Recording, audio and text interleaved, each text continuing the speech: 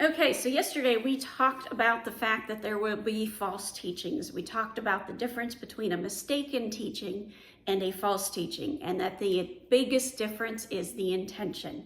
The false teaching is done on purpose. The mistaken teaching, simply a mistake.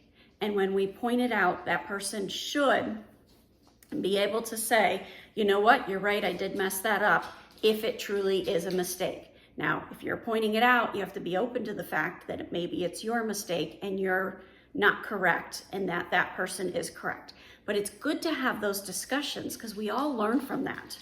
Today, we're talking about another sign of the end times, and that sign of the end times is that the temple will be rebuilt. Now, the temple can have a lot of symbolism, but it also can be very literal. So we have to keep in mind, but that can go both ways.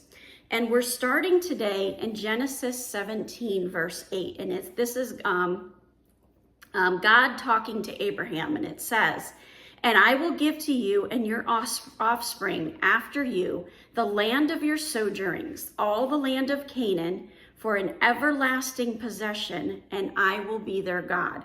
So what this is saying is that God's people are going to be called back to that promised land, and they are going to have everlasting possession of that.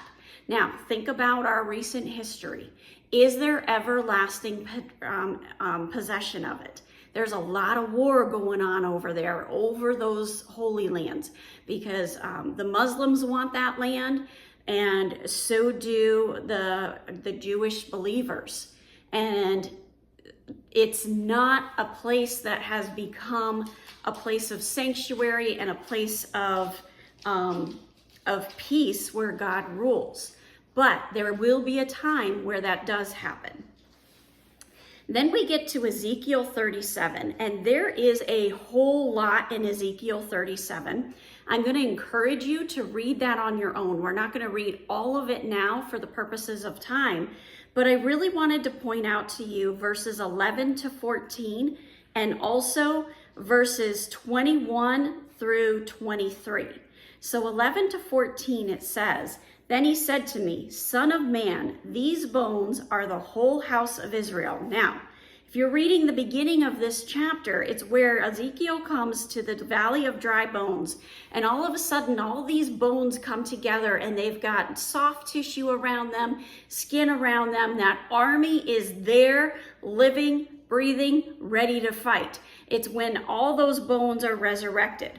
So then we get to verse 11, and it says, "Then he said to me, Son of man, these bones are the whole house of Israel. Behold, they say, our bones are dried up and our hope is lost. We are indeed cut off." So there's going to be people saying we are hopeless at this point. "Therefore prophesy and say to them, Thus says the Lord God, Behold, I will open your graves and raise you from your graves, O my people, and I will bring you into the land of Israel. And you shall know that I am the Lord when I open your graves and raise you from your graves, O my people. And I will put my spirit within you, and you shall live. And I will place you on your own land. Then you shall know that I am the Lord. I have spoken. I will do it, declares the Lord." This is saying that all those Israelites that are scattered all over the world, they're gonna be coming back to Israel. They're coming back to that holy land. And that's the start of that temple being rebuilt.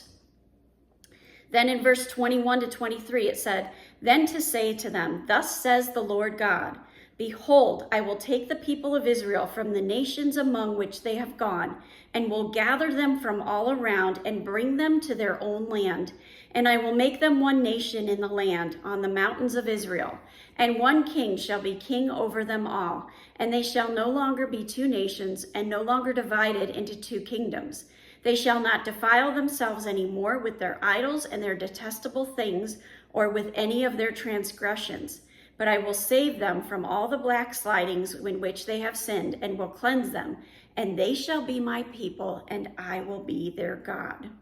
Now, the next passage we're going to is Daniel 11, verses 40 to 45. And this is what it says. At the time of the end, the king of the south shall attack him, But the king of the north shall rush upon him like a whirlwind, like with chariots and horsemen and with many ships. And he shall come into countries and shall overthrow and pass through.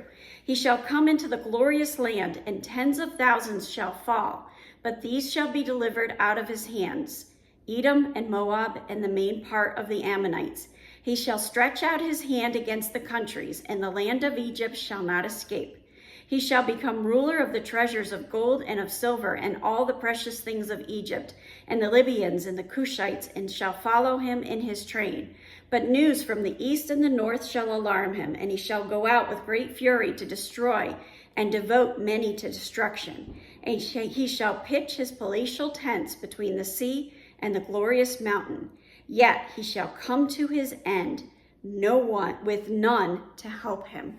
That abomination of desolation is going to come to his end, and God is going to call his people to that holy land of Israel, thereby rebuilding that temple. Have a wonderful day. God bless, and keep walking the walk.